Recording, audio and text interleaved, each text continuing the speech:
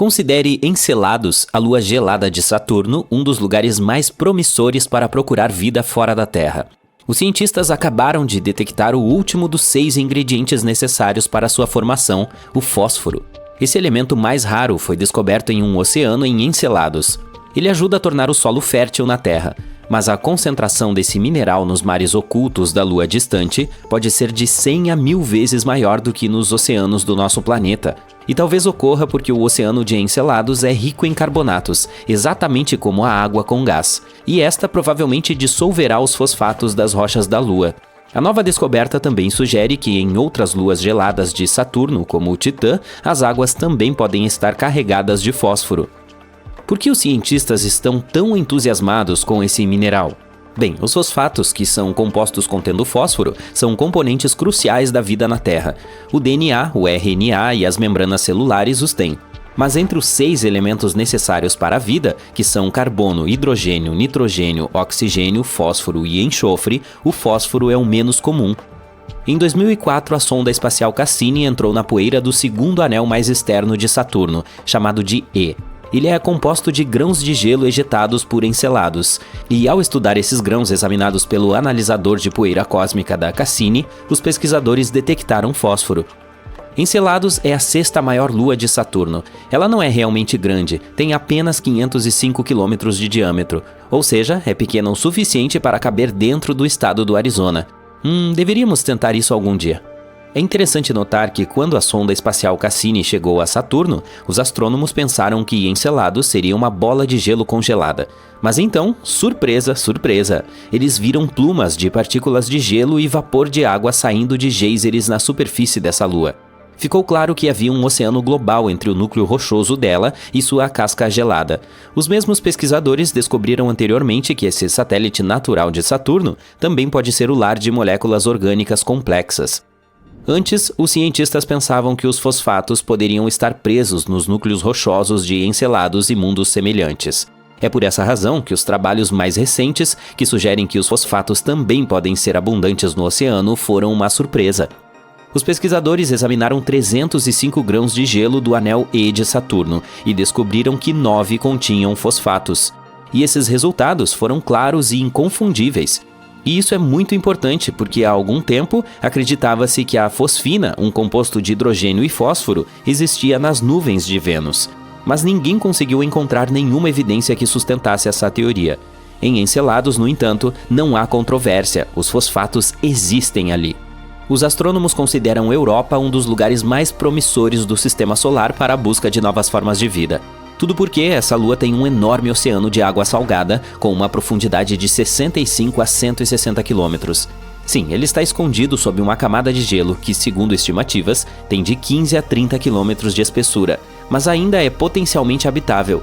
Os pesquisadores afirmam que plumas de água irrompem de rachaduras na camada de gelo e liberam o conteúdo do oceano da Lua no espaço. É claro que será um desafio para qualquer missão em busca de vida acessar um ambiente tão profundo. Pelo lado positivo, os cientistas já têm algumas evidências de que existem fontes muito mais rasas que provavelmente estão muito mais próximas da superfície da Lua.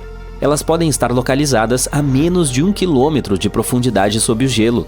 E essa notícia tem 2 coisas excelentes. Em primeiro lugar, aumenta as chances de haver vida em Europa. E em segundo lugar, se for verdade, pode facilitar para que futuras missões encontrem essas formas de vida, se houver alguma. Em seguida temos Titã, a maior lua de Saturno. Ela é menor e tem gravidade mais leve que a da Terra, mas ainda nos faz lembrar do nosso planeta, já que o nitrogênio predomina em sua atmosfera. Trata-se do único outro mundo em nosso sistema solar com lagos e rios. Esses corpos d'água são feitos de hidrocarbonetos, metano e etano.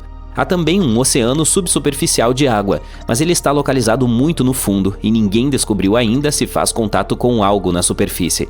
Se for o caso, poderá fornecer combustível para a vida depois de se misturar com a química complexa da superfície. Mas Encelados e outras luas geladas não são os únicos lugares no sistema solar que podem abrigar ou já abrigaram vida. Em 2003, a Mars Express, uma espaçonave lançada pela Agência Espacial Europeia, descobriu metano na atmosfera de Marte. Em nosso planeta, a maior parte desse gás na atmosfera é produzida por criaturas vivas. Por exemplo, o gado que digere o alimento e emite, você sabe, gás. Entretanto, os cientistas acreditam que o metano permaneceu estável na atmosfera marciana por cerca de 300 anos. E então, em 2006, desapareceu quase totalmente do planeta vermelho. E aconteceu 600 vezes mais rápido do que os modelos dos pesquisadores previam. A questão é, o que ou quem gerou o gás e para onde ele foi?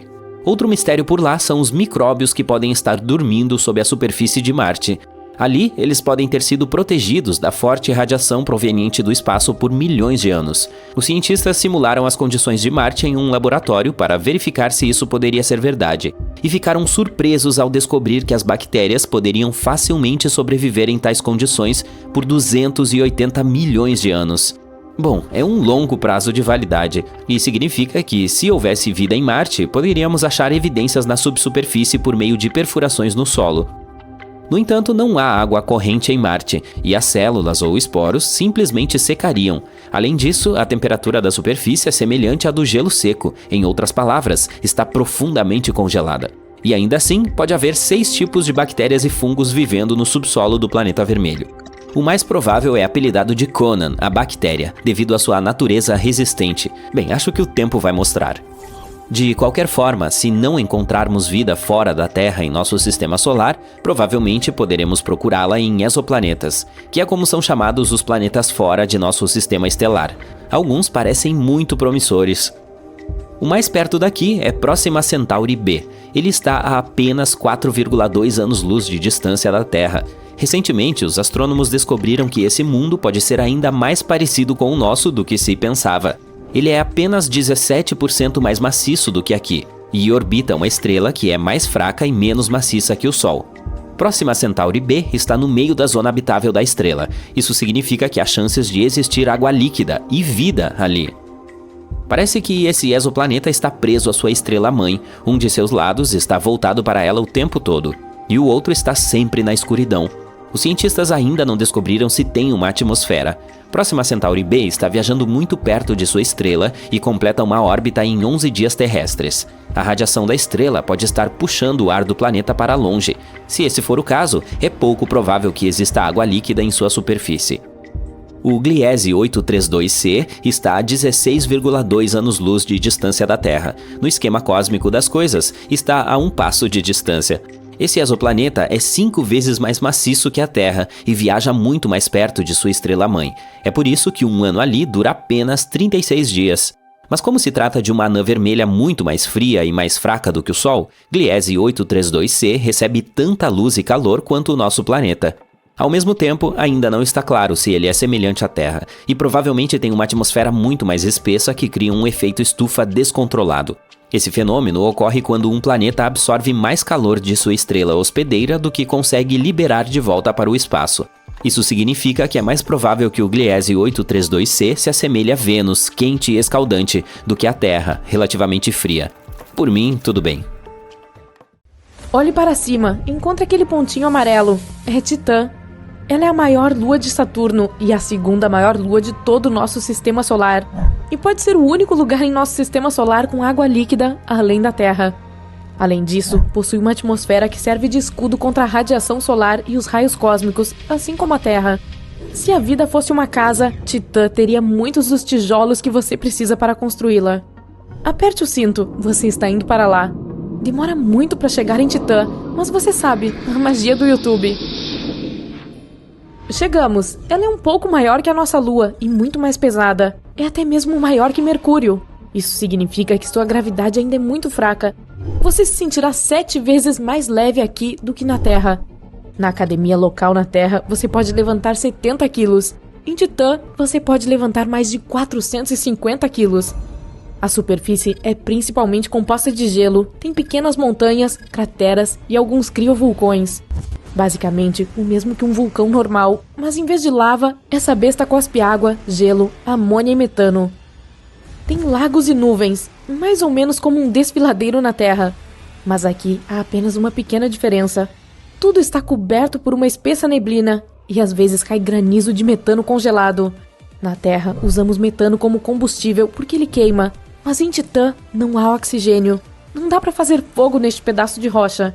A ausência de oxigênio significa que você precisa colocar uma máscara de oxigênio. Mas você não precisa usar um traje espacial inteiro como na nossa Lua, pois Titã tem uma atmosfera mais forte. Mas você trouxe um moletom, certo? Vai ficar bem frio em breve, como 185 graus negativos. O mais frio que já esteve na Terra foi 90 graus negativos, e isso foi no Polo Sul. Aqui é tão frio assim porque está muito longe do Sol, quase 1,4 bilhão de quilômetros.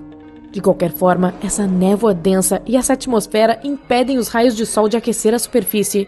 Parece meio extremo, mas a vida também é. Ela pode sobreviver em quase qualquer lugar.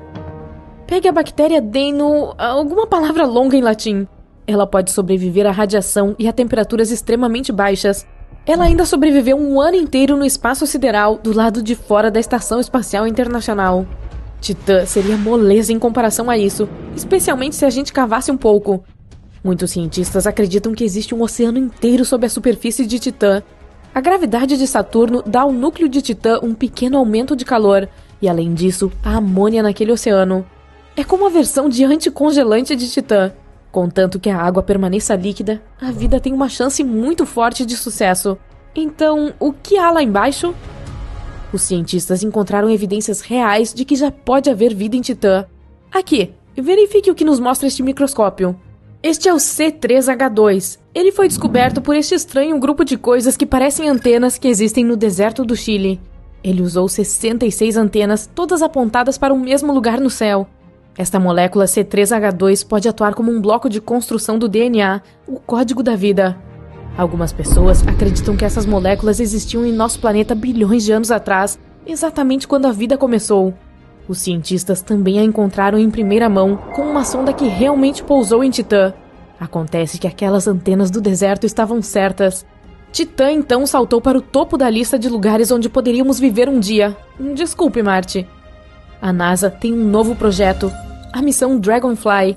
O plano é enviar um drone para lá e explorar Titã ainda mais. Ainda faltam cerca de 6 anos para a missão, e o foguete chegará à Lua de Saturno 9 anos depois disso, então teremos que esperar um pouco antes de fazer as malas e seguir para Titã. Depois que o drone da missão Dragonfly pousar na superfície de Titã, ele vai girar como uma espécie de helicóptero duplo. Vai ter 8 hélices, cada uma com 1 metro de largura. Como a gravidade é fraca, isso é mais do que suficiente para dar ao drone uma boa velocidade de cruzeiro. Ele será capaz de voar cerca de 3 km direto para cima e decolar e pousar verticalmente como um helicóptero normal. O principal problema de tudo isso são as baterias do drone. Os cientistas inventaram um gerador que converte a energia da radiação térmica em energia elétrica, seja lá o que isso signifique. Uma carga de bateria deve ser suficiente para várias horas de voo contínuo. O Dragonfly vai carregar muitos equipamentos de pesquisa, então não é como aqueles drones que as pessoas fazem voar pelo parque em um domingo. Vai ter o peso de cerca de 3 avestruzes. Terá 2 brocas, um monte de sensores, uma coisa espectral para descobrir quais produtos químicos estão por lá, e também terá seu próprio canal meteorológico, com um monte de instrumentos para medir temperatura, nuvens e outras coisas. E como qualquer gadget atual, ele terá uma câmera. Prepare-se para algumas belas fotos da paisagem épica de Titã. A noite em Titã dura cerca de 8 dias terrestres, quando o drone está relaxando na superfície, recarregando e analisando amostras. É muito tempo, mas na verdade essa é uma coisa boa. A distância entre Titã e a Terra causa um pequeno problema, um atraso na comunicação. Quando um sinal é enviado para o Dragonfly a partir do controle da missão, este sinal tem que viajar meio sistema solar, o que leva mais de 1 hora. Em contraste, o atraso do sinal para Marte pode ser de apenas 10 minutos, e o atraso do sinal para a Lua tem apenas cerca de 1 segundo. Os cientistas esperam que o Dragonfly forneça mais informações sobre se podemos viver em Titã ou não. Alguns especialistas esperam encontrar uma sopa primordial lá. Essa sopa, ou caldo, possui um monte de coisas necessárias para criar vida. Tivemos essa mesma sopa na Terra há cerca de 4 bilhões de anos, e cada organismo vivo que já existiu evoluiu a partir desse caldo de elementos orgânicos. Se o projeto Dragonfly for um sucesso e Titã se mostrar habitável, ele terá mais uma missão: encontrar um bom lugar para nos estabelecermos por lá. Mas criar uma colônia autossustentável em outro planeta seria definitivamente a coisa mais difícil que os humanos já fizeram. Primeiro obstáculo: produção de energia. Provavelmente a partir de algum tipo de usina nuclear. Em seguida, vem o abrigo para humanos e suas máquinas. Esses novos edifícios em Titã terão que nos proteger do frio extremo e do mau tempo. Em seguida, água potável e oxigênio. Precisamos inventar uma maneira de coletar ou de fazer ambos. Depois, estufas para o cultivo de alimentos. Também precisaríamos minerar combustível para o transporte. Felizmente, Titã está cheia de metano, que é um ótimo combustível. Um grande problema, porém, é a gravidade. Por ser tão fraca em Titã, quem vive lá pode perder muita massa muscular, dificultando o trabalho e até mesmo a vida. E tem aqueles criovulcões irritantes atirando coisas em momentos aleatórios. Ou talvez precisemos de uma ideia mais drástica e ousada. Que tal mudar a atmosfera de Titã para que possamos respirar nela e não tenhamos que usar diversos chapéus e luvas? Para fazer isso, precisaríamos terraformar a superfície de Titã por um longo tempo. A atmosfera de Titã precisaria ser enriquecida com oxigênio para respirarmos, e seria ótimo se fosse um pouco mais quente por lá. O próximo passo seria criar uma biosfera, o que significa plantas. Poderíamos transformar Titã em uma selva florescente com plantas levadas da Terra, mas por causa da pressão e da gravidade, elas seriam completamente diferentes das plantas terrestres. Elas poderiam todas crescer muito, ou talvez elas diminuíssem para um tamanho minúsculo. Nós realmente não sabemos. Em primeiro lugar, precisamos ter certeza de que a vida é mesmo possível em Titã. Os cientistas pensaram recentemente que poderia haver vida em Vênus.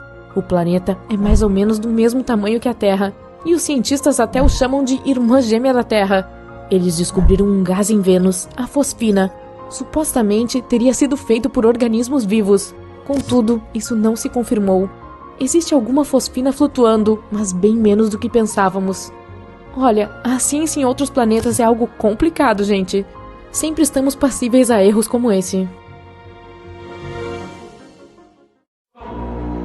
Imagine um mundo parado e congelado. Ele é antigo, cerca de 4,5 bilhões de anos. Mal é aquecido pelos raios do Sol e coberto por uma espessa camada de gelo.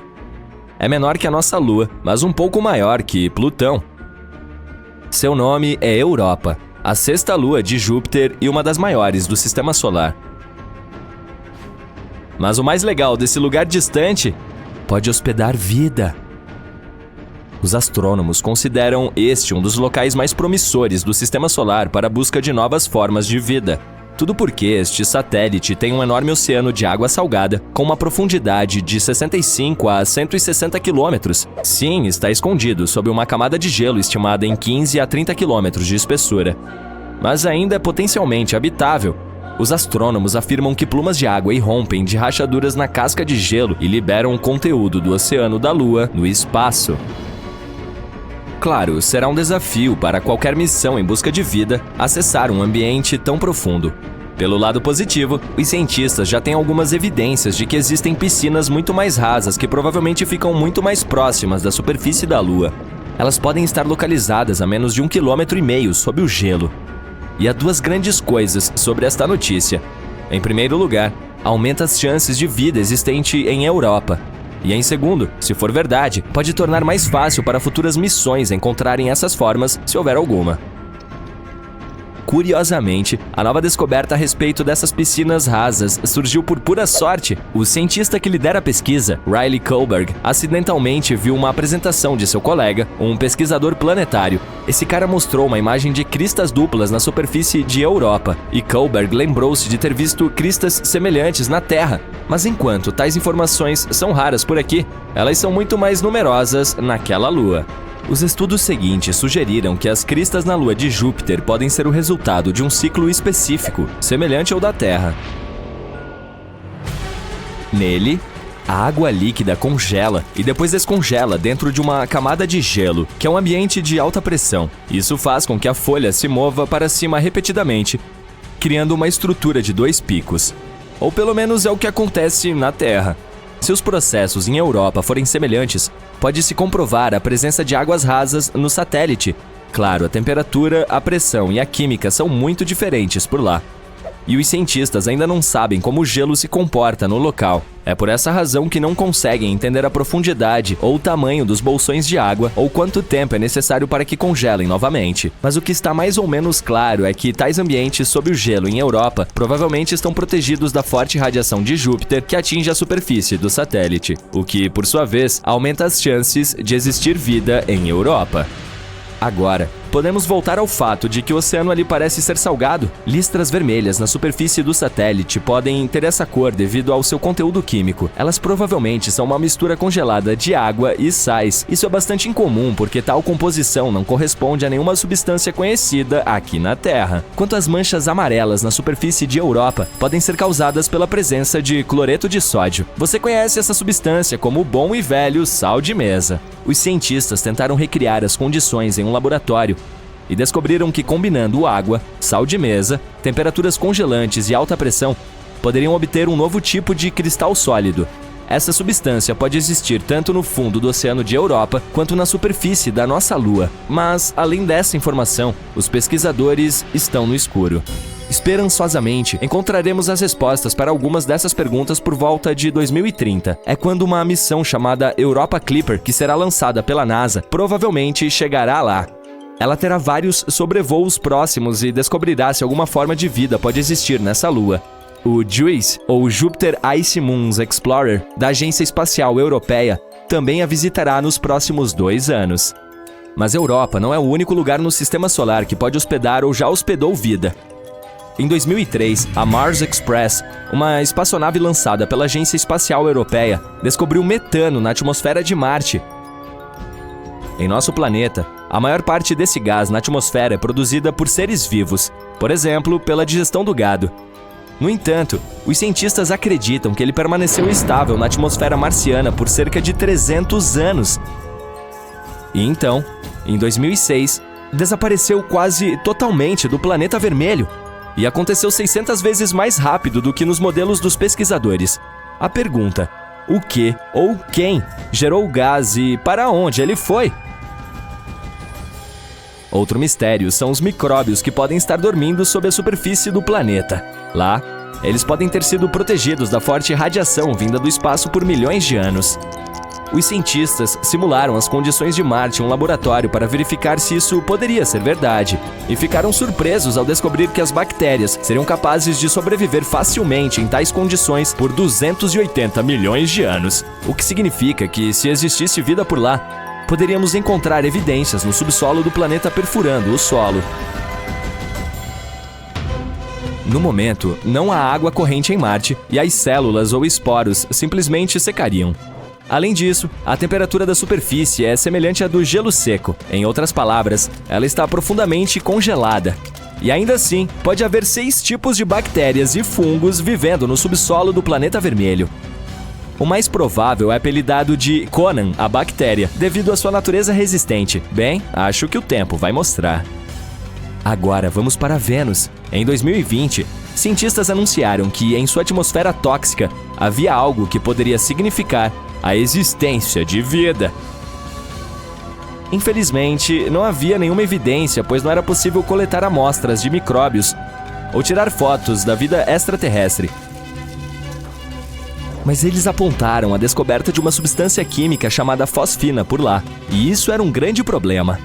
Se não fosse alguma química previamente desconhecida que estava produzindo esse gás, então poderia haver algum tipo de vida microbiana envolvida no processo. A fosfina é composta por 3 átomos de hidrogênio e 1 de fósforo. Este gás é tóxico para qualquer forma de vida terrestre que necessite de oxigênio, inclusive para nós, humanos. Em nosso planeta, a fosfina pode ser encontrada em locais com pouco ou nenhum oxigênio, por exemplo, pântanos e charcos. O gás é criado por misturas complexas de bactérias que vivem lá. Também pode ser produzido industrialmente. Pensando bem, a fosfina não deveria estar na atmosfera de Vênus. Ela precisa de pressão e temperatura precisas e toneladas de hidrogênio para se formar. Não seria tão surpreendente achá-la em Saturno ou Júpiter, famosos gigantes gasosos. Mas em Vênus, totalmente inesperado. Não há como ser produzida naturalmente neste planeta. Pequenas quantidades dela podem ser geradas durante erupções vulcânicas, tempestades com raios, minerais explodidos na superfície ou meteoritos entrando na atmosfera de Vênus, mas não tanto quanto os astrônomos pensavam ter observado, e esse fato tinha que deixá-los desconfiados, mas estavam muito felizes com a descoberta. Eles provavelmente pensaram que isso significava que poderia haver vida em Vênus, só que mesmo que esse gás tenha sido criado por alguns organismos misteriosos, seria uma grande questão como sobreviveram no planeta. Por aqui, alguns micróbios podem prosperar em ambientes com acidez de 5%, mas não mais. Em Vênus, porém, as nuvens são quase inteiramente feitas de ácido, contendo mais de 90% do sulfúrico. A atmosfera venusiana também é 50 vezes mais seca do que o lugar mais seco da Terra. E, de fato, em 2022, graças a telescópios melhores e de maior resolução, concluiu-se que não havia fosfina por lá. Ou mesmo se houvesse, era uma quantia muito pequena. Até agora, precisamos procurar sinais de vida mais longe daqui. Marte tem 2 luas, Phobos e Deimos, e além da forma bizarra, não há nada de especial nelas, exceto por uma coisa. Não faz muito tempo que os cientistas descobriram um estranho fenômeno na superfície de Phobos, mas ainda não conseguiram encontrar nenhuma explicação para isso. Do que se trata? E o que isso nos diz sobre a história do nosso sistema solar? Vamos descobrir. O astrônomo americano Asaph Hall descobriu Phobos e Deimos em 1877. Você sabia que todos os planetas do nosso sistema solar receberam nomes de divindades gregas e romanas? Por exemplo, Marte ou Ares é o famoso deus da guerra. É por isso que os satélites do planeta são chamados de Phobos e Deimos, os filhos de Ares. Na verdade, esses belos nomes têm significados assustadores, medo e horror. Em 1971, o telescópio Mariner 9 da NASA tirou suas primeiras fotos. Foi assim que descobrimos que esses carinhas não eram nada parecidos com a nossa Lua. Eles tinham uma forma bizarra, uma órbita estranha e instável. Além disso, não há outras luas no sistema solar que se movam tão perto de seu planeta-mãe quanto essas duas. Bem, elas são crias dele, afinal. Mesmo muito perto de Marte, se você estivesse na superfície do planeta vermelho, dificilmente conseguiria vê-las. Isso porque a curvatura de Marte esconde Phobos e Deimos de vista. E se você ficasse em algum lugar no Equador, Phobos parecia um asteroide comum e Deimos uma estrela. Tudo porque esses satélites são basicamente migalhas em comparação com a nossa Lua. São as menores e menos brilhantes luas de todo o sistema solar, o que é irônico, considerando seus nomes imponentes. De qualquer forma, parece que tudo deveria ficar bem claro com esses 2 satélites. Mas não, existe um problema. Veja bem, os cientistas reconstruíram a história do espaço com base nos vestígios encontrados em diferentes objetos espaciais. Amassados, arranhões, rachaduras, todas essas coisas podem nos dizer o que aconteceu há bilhões de anos. Por muito tempo, os cientistas tiveram certeza de que, assim como seus protótipos gregos, Phobos e Deimos eram gêmeos. Mas então o orbitador Viking da NASA tirou novas fotos deles, e foi aí que descobriram uma diferença significativa entre os dois. Toda a superfície de Phobos estava coberta por enormes sulcos. Era uma série de fossos longos e profundos que se estendiam de uma ponta a outra. Você pode dizer, qual é o problema? Todos os objetos espaciais têm esse tipo de relevo neles. E sim, existem outros satélites com ranhuras e depressões semelhantes, mas nenhum com tantos quanto Phobos, que é completamente coberto por sulcos que são enormes, até 19 km de comprimento e 200 metros de largura.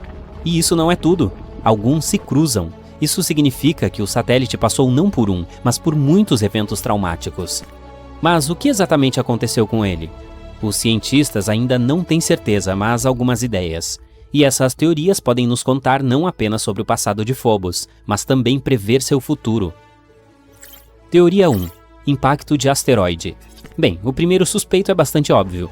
Há uma grande cratera de quase 9 km de largura em Phobos. Ela se chama Angeline Stickney e recebeu o nome da esposa de Asaph Hall, o cientista que descobriu os satélites. Que lindo! Então assim é a primeira hipótese. Era uma vez um corpo astronômico que colidiu com Phobos. O impacto foi tão forte que deixou uma grande cratera, e o efeito da colisão deixou um monte de sulcos por todos os lugares. Parece lógico a princípio. No entanto, os cientistas notaram uma falha nessa teoria e descobriram que esses sulcos na verdade não se formaram dentro da cratera, mas próximo dela. Ou seja, não foi uma colisão que os criou. Além disso, e aqueles que se cruzam com outros? Ou é apenas uma grande coincidência cósmica? Bem, a busca pela verdade continuou. Teoria 2. Phobos é assim por causa dos detritos espaciais. Sim, há uma diferença entre essas duas teorias. Nesse caso, os sulcos não são consequência direta da colisão. Em vez disso, é mais ou menos assim. Algo colidiu com essa lua. O impacto fez com que muitas pedras fossem lançadas ao espaço. Algumas se perderam no universo para sempre, mas outras eram pequenas o suficiente para serem puxadas de volta para Phobos. Passando ao lado dele em um ângulo agudo, poderiam colidir com ele, saltar e assim seguir. E como a gravidade de Phobos é muito fraca, talvez as rochas não conseguiram colar nele. Em outras palavras, foram continuamente puxadas e empurradas por muitos e muitos anos. Esta teoria explica os sulcos que se cruzam. É porque as pedras caíam nesses lugares o tempo todo. Parece bastante lógico, mas tem um outro problema. Não vemos nenhum pedregulho em Marte ou na superfície de suas luas, e todos esses detritos deveriam ser capturados pela gravidade e permanecer em algum lugar na órbita do planeta, ou ainda simplesmente se tornar uma parte de Phobos. Em outras palavras, se isso fosse verdade, encontraríamos evidências dessa teoria sob camadas de poeira. Mas não foi o que aconteceu. Portanto, essa explicação também não satisfez os astrônomos, que continuaram a procurar o culpado. E se os sulcos não têm nada a ver com a cratera Stickney? E se o verdadeiro motivo era outro, como algo ainda mais forte? Poderia ser o próprio planeta Marte? Teoria 3. Marte é o grande vilão. As hipóteses anteriores dizem que Phobos e Deimos eram originalmente pedaços dele. Em algum momento eles se separaram e viraram satélites, assim como a nossa Lua. Mas e se não foi esse o caso? Observações feitas pelo Mars Global Surveyor da NASA mostram que os satélites gêmeos são compostos de elementos encontrados principalmente em meteoritos e asteroides. E se Phobos e Deimos forem asteroides? Há um cinturão de asteroides entre Marte e Júpiter. Dado o tamanho, a forma e a composição de ambos, os cientistas sugeriram que podem ter pertencido a esse cinturão um dia. No entanto, em dado momento eles saíram voando e a gravidade os puxou para Marte. Esse fenômeno é chamado de captura de asteroides. Porém, isso é muito estranho. Sim, não é incomum, mas esses dois estão voando perto de Marte há o quê? Bilhões de anos? É estranho que suas órbitas tenham permanecido as mesmas. Além disso, a atmosfera do planeta é muito rarefeita, por isso dificilmente poderia capturar asteroides. Em teoria, eles deveriam ter se separado de Marte na primeira oportunidade. No entanto, não foi o que aconteceu. Isso significa que, de alguma forma, ficaram presos, e Marte imediatamente começou a destruí-los. Sim, uma reviravolta inesperada. Nessa versão, o planeta acaba se tornando um vilão. Ao estudar o passado, encontramos algumas evidências de danos futuros. As misteriosas ranhuras de Phobos podem ter sido causadas pelas forças de maré entre ele e Marte. A Lua e a Terra também têm isso, ambas sofrendo ligeira distorção. Mas como Phobos está muito mais perto de Marte, o impacto das forças gravitacionais é muito mais forte. Em outras palavras, a gravidade de Marte está gradualmente destruindo Phobos. A cada 100 anos, o satélite fica quase 2 centímetros mais perto de Marte. Ele também encolhe até 20 metros, ficando ainda mais frágil e fraco. Quanto menor se torna, mais as forças de maré o impactam, criando estranhos sulcos e ranhuras. Sim, em algum momento em 30 milhões a 50 milhões de anos, essa lua irá colidir com Marte ou se desintegrará e se transformará em um monte de pequenas rochas. E então Marte também terá anéis como Saturno e Netuno. É por isso que Phobos também é chamado de lua marciana condenada. De qualquer forma, são apenas teorias, mas a dramática história desse satélite natural nos dá uma ideia de como os objetos extraterrestres podem ser dinâmicos. Quanto mais aprendemos sobre eles, mais descobrimos sobre os segredos da origem não apenas de Marte, mas também de outros objetos em nosso sistema solar. Se um dia realmente colonizarmos Marte, estudar suas luas pode nos ajudar muito. Vamos torcer para que a próxima missão Mars Moon Exploration revele segredos emocionantes que as luas marcianas estão escondendo. Era 7 de janeiro de 1610, quando o astrônomo italiano Galileu Galilei fez uma descoberta impressionante usando seu telescópio feito à mão. 4 luas orbitam o planeta Júpiter. Hoje em dia, você também pode fazer sua versão desse mesmo telescópio usando tubos de papelão, lentes e um pouco de supercola. Para que funcione bem, é preciso posicionar 2 lentes a uma distância correta uma da outra. uma deve ser côncava e a outra convexa, ou seja, uma é curvada para fora e a outra para dentro. O primeiro telescópio de Galileu conseguia aumentar objetos cerca de 8 vezes. Aí ele continuou aprimorando o equipamento até a capacidade de ampliação chegar a 20 vezes. Mas vamos voltar à história principal. Quando Galileu olhou pela primeira vez para essas 4 luas de Júpiter, pensou que estava vendo apenas um monte de estrelas. Mas pouco depois, notou que esses objetos espaciais pareciam estar se movimentando de forma padronizada e levou algumas semanas para entender que não eram estrelas, e sim luas orbitando ao redor de Júpiter. Inicialmente, o astrônomo as chamou de 1, 2, 3 e 4, mas verdade seja dita, esses não eram nomes muito criativos. Como mais luas foram descobertas mais tarde, o sistema numérico usado para nomeá-las foi se tornando confuso e nada prático, então durou apenas alguns séculos. Hoje, esses 4 satélites, os maiores de Júpiter, se chamam Io, Europa, Ganímedes e Calisto. São conhecidos como luas de Galileu, em homenagem ao homem que as descobriu. A descoberta foi crucial para nosso entendimento posterior da astronomia. Antes, acreditava-se que outros objetos espaciais orbitavam ao redor da Terra, já que ela era vista como o centro do universo. Agora sabemos que há centenas de luas em nosso sistema solar. Porém, as maiores, como as descobertas por Galileu Galilei, não são muito comuns. Uma lua é considerada grande quando é do tamanho do nosso planeta ou maior. Ganímedes, por exemplo, é maior que Mercúrio e é chamada de lua só porque orbita Júpiter. Se não, seria outro planeta, já que possui todas as características de um. Não é à toa que Júpiter possui os maiores satélites naturais do pedaço. Ele ganha de todos os planetas do nosso sistema solar, tanto em tamanho quanto em massa. Então é compreensível que puxe muitos outros objetos para perto de si. Estima-se que ele tenha quase 80 luas, sendo que apenas 53 foram oficialmente nomeadas até hoje. A primeira a ser descoberta por Galileu foi Io. O que a difere das outras é o fato de ter muitos vulcões. Trata-se do único objeto espacial que possui vulcões ativos em nosso sistema solar, além da Terra. E ganhou até o apelido de Lua de Fogo e Gelo, por causa de seus campos de neve de dióxido de enxofre. A superfície externa de Io é manchada com várias cores como laranja, preto, amarelo, branco e vermelho. Deve ser por isso que a NASA a descreveu como uma pizza gigante coberta com queijo derretido e pedaços de tomate e azeitonas maduras. Mas por causa do enxofre, essa lua não tem um cheirinho tão bom quanto o de pizza, está mais para ovo podre mesmo. Há mais de 100 montanhas na superfície dela. Elas são muito maiores que as que vemos na Terra, algumas até maiores que o Monte Everest. Em média, essas montanhas têm 6 km e 155 km de extensão. Por causa desses vulcões ativos e da intensa radiação em Io, é pouco provável que haja vida por lá. Mas ei, pode haver outras formas de vida que ainda não conhecemos, né? A próxima da lista das luas de Galileu é Europa, a menor das 4. Ela tem o tamanho da nossa. A superfície é coberta por gelo, com um monte de crateras espalhadas aqui e ali. Por causa dessa camada externa, Europa é muito reflexiva, então é uma das luas mais brilhantes do espaço.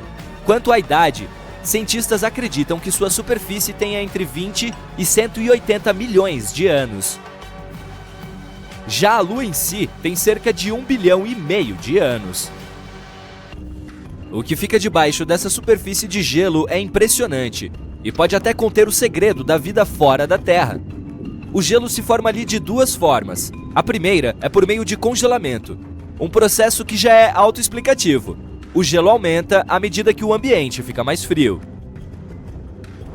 O outro método é muito mais fascinante. Uma camada de água super resfriada encontrada debaixo da casca do gelo reage quando é agitada. Aí, gera cristais que causam a impressão de que está nevando ao contrário, pois eles flutuam para cima, em direção à folha de gelo sob a qual estão.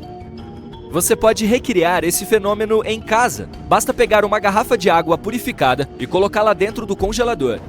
Se não tiver da purificada por perto, apenas ferva um pouco de água algumas vezes para retirar o máximo possível das impurezas dela. Como não haverá nenhuma partícula dentro, assim que estiver no congelador, ela não irá se solidificar. Mas, se você a tirar de lá e der uma boa sacudida, o impacto a fará cristalizar rapidamente, parecendo neve derretida. Pode haver água em Europa, mas há poucas evidências até agora de que exista vida nessa lua. Porém, é uma das melhores candidatas do Sistema Solar caso precisemos nos mudar da Terra. Algumas formas de vida poderiam se adaptar ali, debaixo desse oceano de gelo. Esse ambiente é muito parecido com o que encontramos nas fontes hidrotermais, que ficam escondidas nas profundezas dos nossos oceanos. A quantidade de oxigênio na atmosfera de Europa é muito pequena, mas em 2013 a NASA obteve algumas evidências interessantes, que reforçam a teoria de que há potencial para a vida ali. Ao que tudo indica, Europa está esguichando água para o espaço. Se isso for comprovado por observações futuras, pode significar que também é geologicamente ativa. E isso pode ser muito útil se conseguirmos estudar as fontes de água dela algum dia. A maior das luas de Galileu é Ganímedes, que é também a maior do nosso sistema solar. Trata-se de um objeto espacial de baixa densidade, parecido com Mercúrio em tamanho, mas com apenas metade de sua massa. Apesar disso, é a única lua com campo magnético próprio. Ele é bem pequeno e mal dá para notá-lo aqui da Terra, já que é ofuscado pelo campo magnético de Júpiter muito mais poderoso. Outro aspecto legal de Ganímedes é que sua atmosfera contém oxigênio, mas não se empolgue tanto. A quantidade não é suficiente para sustentar qualquer forma de vida existente aqui. Em dezembro de 2021, foi divulgado um áudio de 50 segundos gravado por uma sonda da NASA durante uma missão em Ganímedes. Para leigos, os sons eram iguais aos barulhos daquelas conexões de internet antigas, de escadas. Mas por causa das melodias estranhas, Ganímedes foi apelidada de Lua Cantora de Júpiter. E para fechar a lista das luas de Galileu, temos Calisto, o objeto que possui mais crateras em nosso sistema solar. O interessante sobre esse satélite natural é que sua paisagem não mudou quase nada desde que ele se formou, e cientistas ainda estão debatendo sobre o motivo desse fenômeno. A maioria dos outros objetos espaciais passa por muitas mudanças ao longo de sua existência, em razão de colisões com outros corpos do espaço. Mudanças de orientação ou velocidade, ou ainda reações químicas que acontecem em sua própria superfície. Calisto também é do mesmo tamanho de Mercúrio, mas tem densidade mais baixa. O campo magnético de Júpiter tem menos impacto aqui, já que Calisto fica mais distante do planeta gigante. Estima-se que sua superfície tenha 4 bilhões de anos. Ao contrário de Io, Calisto não é geologicamente ativa, mas cientistas acreditam que pode existir um oceano escondido debaixo de sua superfície capaz de abrigar vida. O fato de essa lua ser menos impactada pelo campo magnético de Júpiter quer dizer que ela tem níveis mais baixos de radiação. Considerando esse ambiente favorável, podemos acabar montando uma base humana lá algum dia para fazer explorações. Júpiter tem 79 luas conhecidas, e as 4 maiores que são particularmente interessantes são as de Galileu. Elas foram nomeadas em homenagem a Galileu Galilei, que as descobriu no século 17. As 4 têm algo em comum, mas ao mesmo tempo são muito diferentes. Europa é a menor delas, com um diâmetro de 3.000 quilômetros. Orbita Júpiter a cada 3 dias e meio. As primeiras imagens que obtivemos de lá foram tiradas na década de 1970. A superfície dela consiste principalmente de gelo e de água. É uma lua com longas fraturas, geralmente com cerca de 1 quilômetro de largura, que podem se estender por milhares de quilômetros em sua superfície. Elas provavelmente se formaram quando a crosta se separou com a força das marés no misterioso oceano abaixo da superfície. Em 2012, os cientistas descobriram plumas de vapor d'água em erupção, perto do polo sul dela, subindo até 200 quilômetros. Elas podem nos ajudar a descobrir o que há dentro de Europa sem precisar pousar lá. Os pesquisadores acham que pode haver um oceano magnífico escondido de 15 a 25 quilômetros abaixo da superfície sólida, com 65 a 160 quilômetros de profundidade. Mesmo tendo apenas 1/4 do diâmetro da Terra, ela contém o dobro de água de todos os nossos oceanos juntos. Esse oceano é um ambiente potencial para algumas formas de vida, na qual os cientistas acreditam que toda a crosta de gelo está flutuando e provavelmente faz uma rotação completa em torno de Europa, uma vez a cada 12 mil anos. Na imagem que a espaçonave Galileu tirou, você pode ver pequenas manchas marrom escuras, com 10 quilômetros de diâmetro, e que se formaram à medida que o material quente e menos denso chegava à superfície. Ela pode também ter empurrado a crosta ou rompeu tudo junto. A superfície de Europa consiste nos chamados terrenos do caos, que são áreas rugosas rodeadas por uma superfície mais lisa. Seu equador talvez seja coberto por pontas de gelo chamadas penitentes, que podem chegar a 15 metros de altura. Nós temos assim na Terra também, especialmente em áreas secas de grandes altitudes. Mas nenhuma delas é tão grande quanto as de Europa. Nossa Lua tem mais de 5 mil grandes crateras em um diâmetro de mais de 25 quilômetros. A superfície de Europa não tem crateras de impacto e não parece ter mais de 50 milhões de anos. Isso significa que está mudando e se renovando o tempo todo. É uma lua gelada e uma das mais suaves de todos os objetos espaciais sólidos do nosso sistema solar. Por causa disso, é 5 vezes mais brilhante que a nossa. Europa está sob uma rajada constante de radiação vinda de Júpiter, tão forte que não duraríamos nem um dia lá. Ela está 5 vezes mais longe do centro de nosso sistema solar do que a Terra. Dessa maneira, quase não recebe calor proveniente do Sol. Por isso, pode permanecer congelada, uma vez que a temperatura média é de menos 160 graus no Equador e de cerca de 220 graus negativos nos polos. Há cerca de 40 anos, a espaçonave Voyager 1 chegou perto da Lua rochosa e descobriu que ela é a campeã vulcânica do nosso sistema solar. É a quinta de Júpiter, a mais interna, e tem 4 bilhões e meio de anos, quase a mesma idade do próprio planeta. É semelhante em tamanho ao nosso satélite natural, e ainda tem densidade e quantidade de gravidade semelhantes. Mais luas do nosso sistema solar consistem em silicatos e água congelada, mas Io é feita de ferro e rocha de silicato. Você conseguiria ver algumas belas auroras ali. Conforme ela gira em torno de Júpiter, as auroras mudam o brilho o tempo todo, mas estão sempre lá. Io fica relativamente perto do planeta, quase 420 mil quilômetros acima do topo de suas nuvens. Se você pudesse ir até lá e dar uma olhada em Júpiter, ele pareceria 40 vezes maior no céu do que a nossa Lua. Observar as estrelas lá seria incrível. Io precisa de 42 horas e meia para orbitar Júpiter, sendo que a nossa Lua necessita de quase um mês. Em alguns pontos, a altura da maré desse satélite de Júpiter pode chegar a 100 metros. É semelhante ao que temos na Terra. A gravidade da nossa Lua causa marés oceânicas. Io não tem oceano, mas o próprio solo se move, subindo e descendo. É como se um elevador o levasse para o fundo e depois para o topo de um prédio de 30 andares. A gravidade de Júpiter e de suas outras grandes luas afetam Io. Então as marés de solo em sua superfície são 5 vezes mais altas que as oceânicas mais altas do nosso planeta. Tudo isso deixa o local tão quente por dentro que alguns dos materiais internos derretem, fervem e tentam escapar da maneira que for possível. Eventualmente formam-se um buraco no chão, que então se transforma em um vulcão. Io é o corpo mais ativo do nosso sistema solar quando se trata de vulcões. Lá existem mais de 400 deles, com 150 em erupção o tempo todo. Alguns lançam suas plumas de gás quente a 320 km no espaço.